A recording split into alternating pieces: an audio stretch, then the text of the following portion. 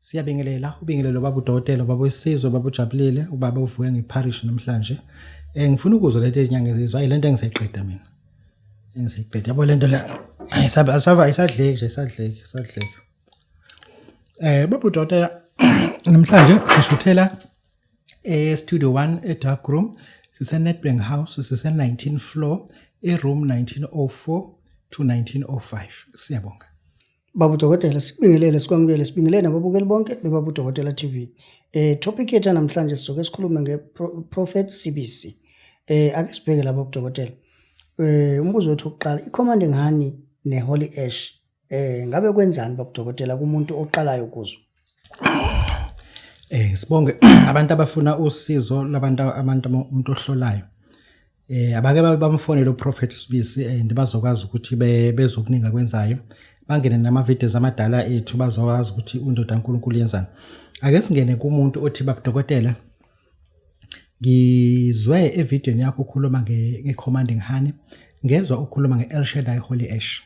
Nanso ke into imi kanje nansi El Shaddai Holy Ash, nansi icommanding honey 3200 logo, it's 2000 rand, logo it is 1200.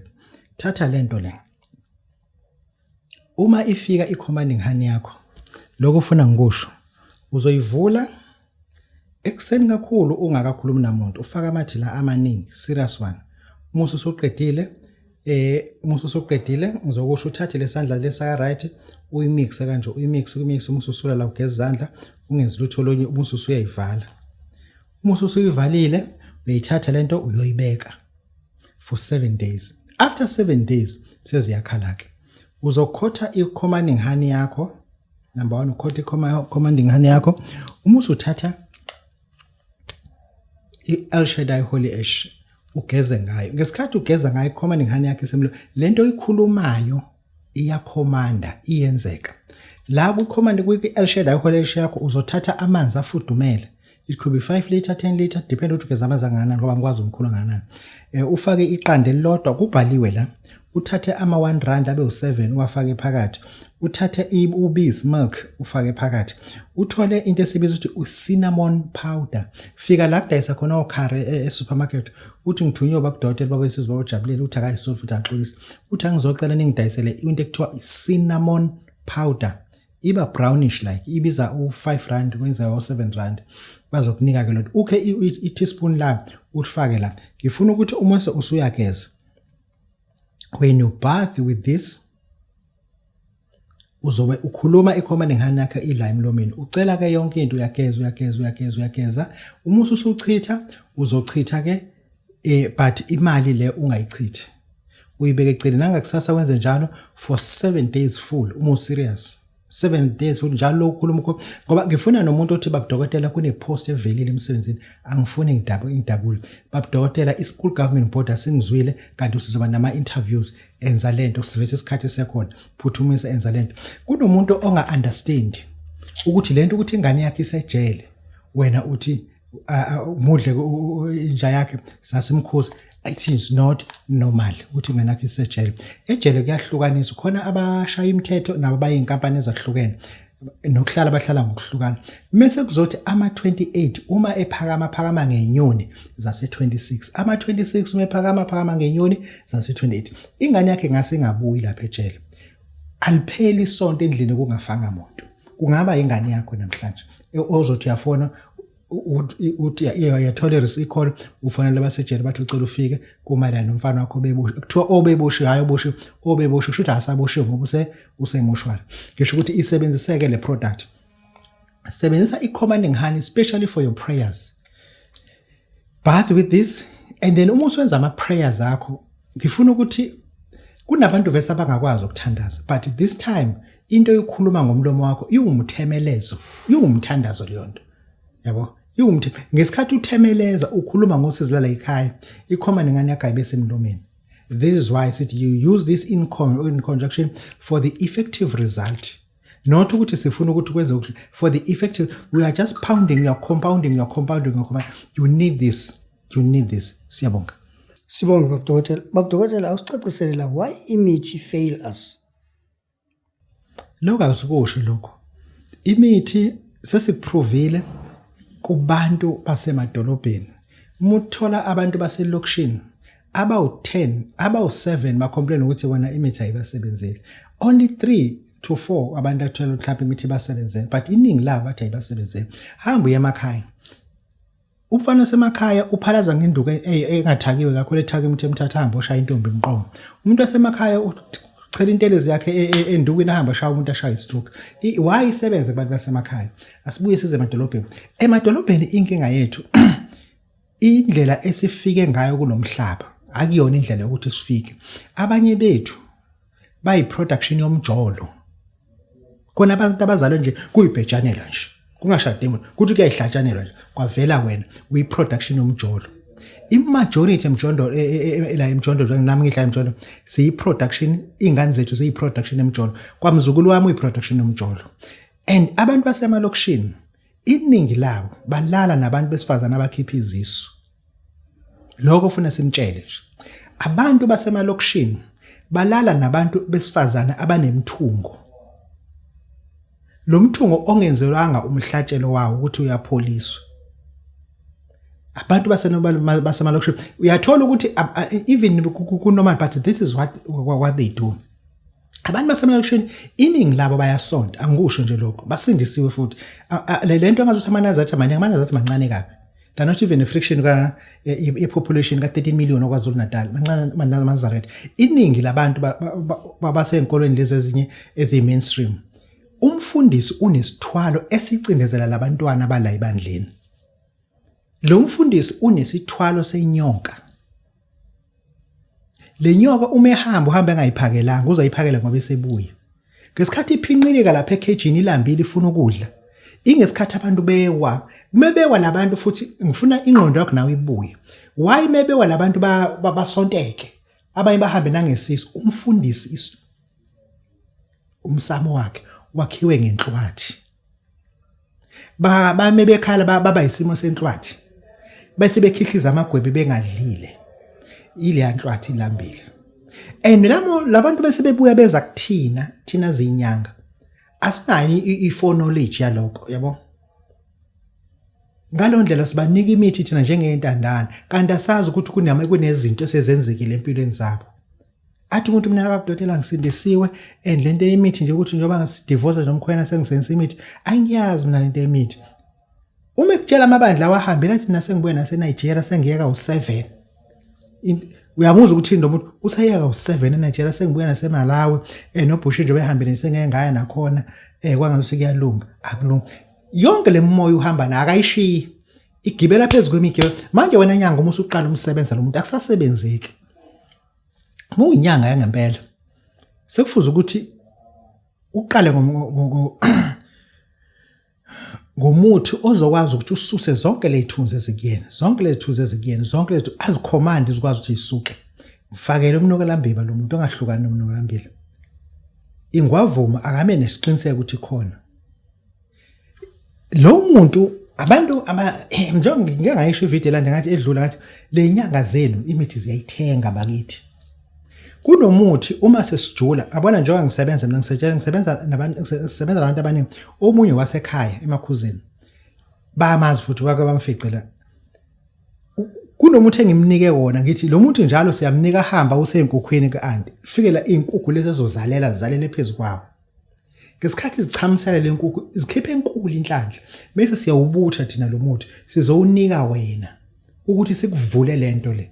Kukhansele ngoba uma uzobheka kahle inkukhu amaqanda awu9 ichamisela u8 amanye ayonakala, meaning that any spirit lesi sekuwena sizokwazi sisibambe, we are more likely to prosper rather than to fail.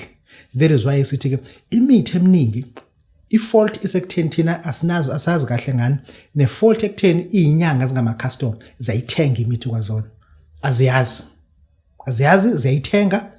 And bahamba amazwe bogxoba ama passport bothenga imithi babuye banikeni iphela imithi athi yabulela lapha nomuntu imphelele lo muthi. Ngisho ukuthi ke ingakho ke imithi yethu is fail.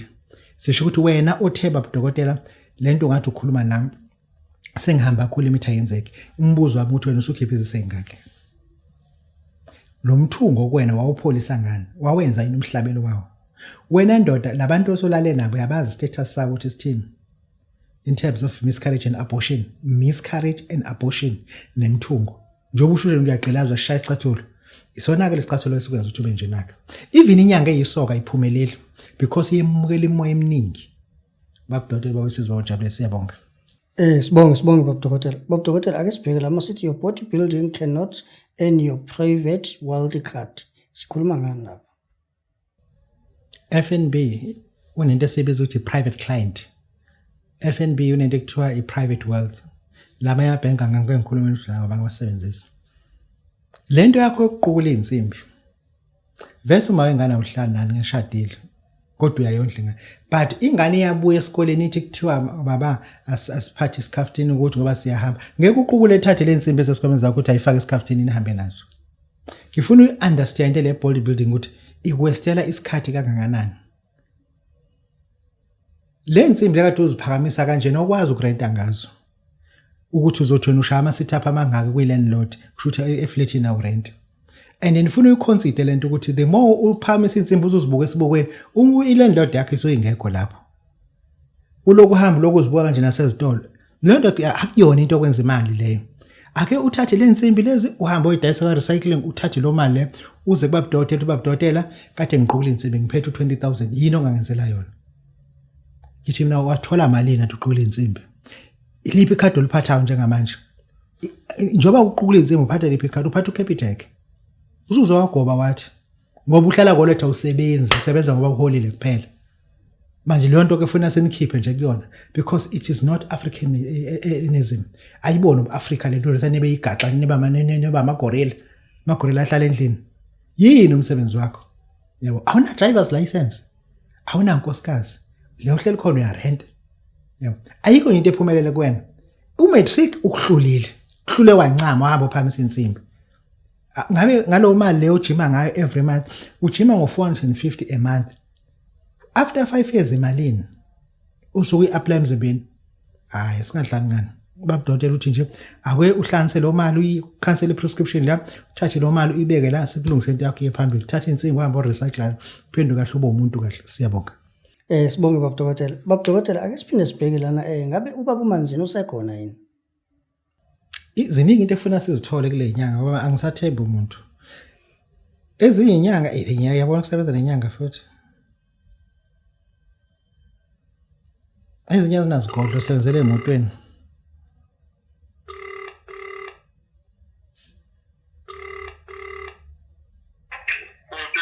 Yebo ngicela ukukhulumisa nomkhulu uManzini. Ukhuluma naye baba. Yebo mkhulu ubaba uDokotela kunento ebengithi ngifuna ukuyizwa ngawe mkhulu ukuthi njengomuntu ophatha amakhambi oyinyanga unalo ini board elibhaliwe lapha eDaniel ukuthi ulaphani izifo before abantu beze uqala bafunde eboardini uthi yini elashwayo ikhona iboard elinjalo kahle Hayi asinalo ibhodi mkhulu kunyanga bethu sayishethwa singayazi lento yamabhodi namanje asikayazi awukakayazi iboard mkhulu hayi ngempinde ngiyazi futhi Mkhulu njengomuntu ohamba amazwe uyolanda amafutha amathambo ezilwane ezithize umkhulu kunomuntu ozothi ufuna ukubona uluphi usuku ngase ungabi ngalo khona kuze ukuthi abantu bangashiwa isikhathi bathi bafike kuthi umkhulu akekho Isonto kuphela engabi khona ngalo Isonto kuphela ngikhona ngisebenza awusebenzi Yebo baba Yebo kunomuntu omkhulu othi ubethathe isigubhu ngapha kokumusina sike sasebenza isikhashana kodwa manje asisesithule kunaloko sesiyakhunta umethi uyamfonela umkhulu loya uthi hayi indlela esisebenza kodwa kusenzeki lutho awunayo umuthi okusiza umuntu ukuphalazisa isigubhu sakhe noma bese nisiqalwe phansi straightLasiphalazisa mayifuna siphalazise sasiqala phansi futhi ya uyakwazi noma ngathi ngenziwanga wena umqalele phansi ngimqalele phansi yebo umkhulu ngicela ukuthi singadli isikhathi sakho esiphi isikhathi abangakufonela ngaso uyifuna inamba ikhona inamba ofonela kuyona noma kwenza kanjani umuntu uzafika kuwena ezokubheka ikhona inamba baba siyatholakala inambeni ithi inamba mkhulu 082 yebo 53 22 427 Yebo baba mkhulu sesivala nje nabathi abantu bamatekisi mina ngikaze ngikubuza indaba yamatekisi kunabantu abaneemoto emarenke bafuna ukuqiniselwa zona abantu abanye bafuna ukuqiniselwa isibhamu ku association wenza njani kulabo bantu ngendlela umuntu ofuna ngayo. Uma efuna ungadubuleki siyakwenza. Uma efuna labo bantu begcine ngokumbona eseza lapha bengaphinde bembone sebela iduzane siyakwenza senza noma ngayiphi indlela afisa ngayo umuntu uma esefikile. Okay mkhulu. Sizocela ukuthi sithobe kakhulu sibonga nesikhathi sakho. Sinike inamba kokugcina Khehle. 082 Yebo. 53 22 427. Siyabonga kakhulu obonga Babu Dokotela babesizwe babojabulile. Ubabu Dokotela bekhuluma neKhehla uManzini eDaniel. Uyayisho ukuthi le inyanga ezinamabhodi akanalo ibhodi elisho ukuthi ulapha nangalaphini. Siyabonga. Sibonga Babu Dokotela. Babu Dokotela ake sibheke la. Ngabe sithi invest kwisithwalo sakho ungakwazi nokuinvesta esithwaleni? Asikhulume nje lento yezithwalo. Uthi umuntu Babu Dokotela ngina 50,000. Ikhona into ongangenzela yona. Sifuna before usitshele ngemali, ufuna usitshele ukuthi ufunani kuqala. It's whereby you start to understand that you have to do a gross investment esithwaleni osithathayo. Ngoba leso ubuzosithatha sa 50,000 kulento yakho ishoyo uthi unama truck asebenza ukuthutha emayini, amalahle emayini. Ku 50,000 lokho akuyona lento esukuyifuna. Ngoba i-invoice ayodwa lokhuluma ngayo yama truck. Lana ufuna sibe serious, sibe on both mutual understanding. Ngoba uthola ukuthi manje uze enyangeni uthe uno 25,000 kwangose kusuke nakudilikiwe isilingi into enkulu kanti yona yazi ngizokutshela nje ukuthi kunenyanga la KwaZulu Natal othola ukuthi zinezigubhu zo 6 million wena uma usuthi into engekho lento but knowing i-caliber ama client asuke balapha kunama client ngenyanga enza 200 million emayini. Lo muntu isigubhu sika 60,000 angeke simenzele lutho insipho ageza ngayo lo muntu lo. And then uma sithi thina oza ne-million uhlale lo 2 days la wena uthi Babu Dokotela uyabiza wakwalibona ne-million nginemize u8 ngizofunda umqondo wena. Nginama flat awu2 nginama flat ayithi ngiqashe kona awami angiqashisile awami yonke lemizi akekho umuntu oyintandane ohlala khona nginazi ishosha mina imizi yami engisho ukuthi emese kubiza i-million thina singakubizi yini emoto eziku15 i-A5 imalini njengoba sakhuluma kanje. I-Nissan X-Trail 2022 model is 850,000. Uma sikhuluma nge-million asikhulume ngento e-challenge. Ama-Porsche A2 acishe ngathi ama-Porsche asiqhubeke. Asiqhubeke. Uma usakwazi ukuthatha u100,000 unikeze umsebenzi hayi loni nina niyababoleka nize nixabane nifunana ngeenkabi. Umupha yabo umupha nje ukuthi uyamupha yabo umupha ukuthi uyamupha. Umnakwethu esigane nawe uthe kade ngibuza ukuthi yakhe iqeda nini ukukhokha wangitshela ngasenathatha imali ngathi ngihamba uyikhokha ngilomali. Ngoba angithukile ngemali. Engisho ukuthi ke leyo nto esikhuluma ngayo into efuza ukuthi be feasible kube yinto esuke yenzeka investor ngempela isithwalo nosithathayo. Isithwalo uma usithatha investor thatha the highest the best of best. Thatha the best of best. Mina akanginaso sika 3 million sigcina ku 1 million and angifuni futhi ukushintshela into iyafana uzohlala 2 days la. Uma ufika uvele isizathu ukuthi uhlale 2 days it because kufuza ukuthi mina ngifike ehotela ukulona ngo12 ebusuku ngifike ngigcabe. Uma sisuka nawe sihambe siyolwandla usucatshu njalo ufike senze lento esofike siyenze olwandle sisuke nawe sihambe siyethuneni lesulumane sifike senze lo mlingo lo efuna sikwenze lapha sishiya inyama ebovu bese ngasitholele soma sitholele ibhunu hayi lengisi ingisi ngathi kwamantombazanyana lento funeka ibhunu into enenkani sifike senzeke lo msebenzi lapha na manje ke mina ngivusela u6000 ngiye ukulala ngikuthanda kangaka mina ngivuka mase kuphela ubuthongo hayi mase kukhali alarm mase ngikhathele ukulala ngiyavuka yebo ngibheka ukuthi ngizohamba ngephi imoto ngoba ku safe zibaningi okhiya bemoto abakhona abo ngisho ukuthi ke investor esithwaleni sakho but thatha into serious ungaloku ubuya njalo futhi thatha into serious siyabonga sibonge Babu Dokotela. Babu Dokotela ake sibheke la umuntu ohola 15 to 40,000 umholo wakhe outlasting ngisho more than 5 days ngabe kuyiqiniso yini lokho? This is on record. Stats esikhishwe uFNB nawa yama bank asupportile ukuthi labantu abahola around 15,000 to 40,000 to 45,000 ingena ngomhla ka1 ngomhla ka6 kusuke ebengasabonakala beswipe ngoba ngesikhathi beswipe isystem iyaveza abasobe ngasaswipe ikhathi suke selibeka meaning that imali yabe sukusephelile angiphinde ngisho u15,000 to 45,000 la bantu umholo wabo uba last 5 days okusho ukuthi inyanga yonke uphila ngo20%. Inyanga yonke usuke sephila ngo20%. Sikhuluma ngabantu wena office ukhola lo mali engisho ukuthi labantu baseklingena kanani. Wena ongaphansi kuka 15,000 umholo wakho ulasta 24 hours ebank. Ngicela ukuyiphinda lento mhlawumbe ongizwe.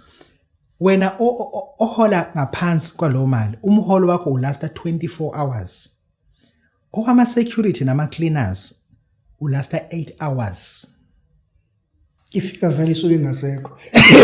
Ithi ngena vele isuke ulasta 8 hours. Yabo. Lento ufuna siyisho ngoba manje nina ani understand msikipha abantu enhlophekweni. Uma kunomuntu osebenza inyanga yonke uma eseholile umholo wakho umlasta 8 hours. That is not normal. That is why we are standing in this podium ukuthi sikhulume iqiniso into oyaziyo ozothi babudotela ngathi ukhuluma nami. Yilabo bantu ke kubona acquire o10,000 oba baze ukuzothwala. Oba acquire ukushintsha lo mhlaba abaphila kuona. Yabona ngibe ngikhuluma ngo8 hours, ngikhuluma ngesikhathi esikhulu kakhulu. Kunomuntu oshayela itekisi. Umholo wakhe ulawuzi last 2 hours.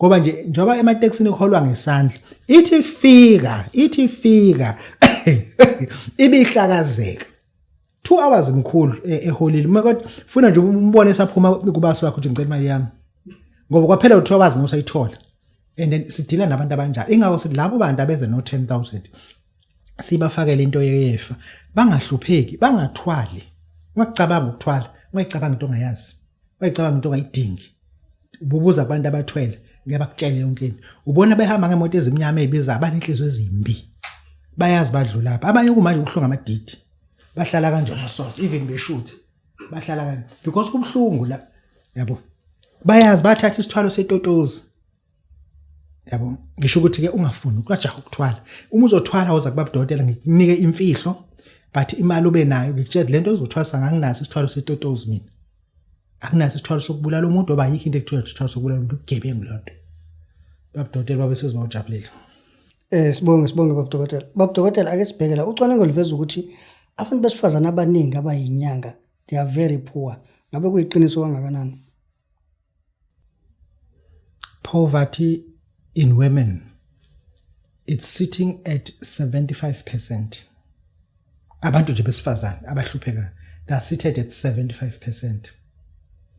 Amakhumbi owabona lemgaqweni amakhumbi na 100 iyodwa eshayelwa intombazana. Ama-truck impolompolo ezegoli. Ama-truck ine awu200 oswabonile iyodwa eshayelwa intombazana yasesiphala u-truck. Ngizama ukuveza ukuthi poverty kubantu besifazane ngani kuba worse umeyeka ukusebenza ahlulwe isikole abalekela uthisha ayoba isangoma. Izangoma kwezu10 ezu9 and a half ngisho mengithi and a half ngisho izingane ezithwasayo zihlupheka zonke. Isangoma siba sodwa siphumelelayo ilese kuthiwa unosihle esuke ehlela inemali leyangane. Ngiyanitshela ke manje imfihlo leyangane inenyuka.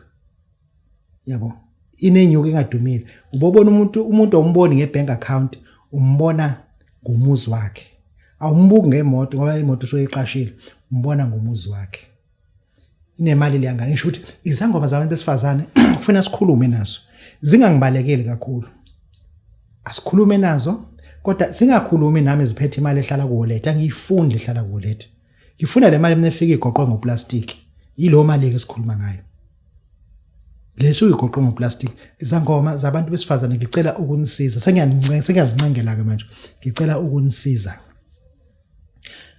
uma uyisangoma hayi ukuthi ufuna ukuba isangoma ungowesifazane hamba uyongitholela izinto ekuthiwa yinhloli lezi zinto lezi enizifaka lana enihlobisa ngazo la lezi enizifaka even enihlobisa ngazo la sibiza ukuthi ama cowries abe u7 uma ufuna ngikhiphele lemfihlo yenu le ngikutshele lama calories uzowenzani uzowagwinya for 7 days uzowagwinya angeke ukhulume into iphinde umuntu ayiphikise uma kwagwinyiswa le nto la ngamasiko akhona uzoyigwinya kodwa le nto kunento esiyenzayo uma usuyayigwinya le nto angeke uphinde ukhulume nomuntu emhlabeni umuntu omtshela imali esigodlweni aphuma 2000 ke kufunda umqondo ngisho ukuthi izangoma zami ngiphatheleni imali kodwa hayi imali ehlala kulethe hayi imali ehlala kulethe hayi ngalo muntu ozoswipe sangoma ngifuna iswipe sangoma woza nemali nezinhloli zibe u7 ngifike ngingakuthwalisi ngicebise uphile kamnandi ungabi amathwasa udoti umosha isikhathi le nto le iba nenyuka siyabonga sibonge Babu Dokotela ake siphinde sibheke lana iHoward Medical Center ngabe yini umsebenzi wayo ibasiza kanjani abantu the question related to Howard Medical Center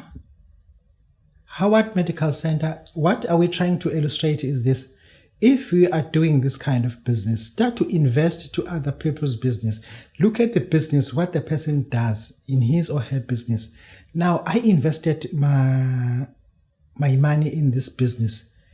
Howard Medical is a surgical clinic that literally deals with cosmetic medicine, cosmetic deficiencies. For someone who's got acne, facial acne, for someone who's concerned about facial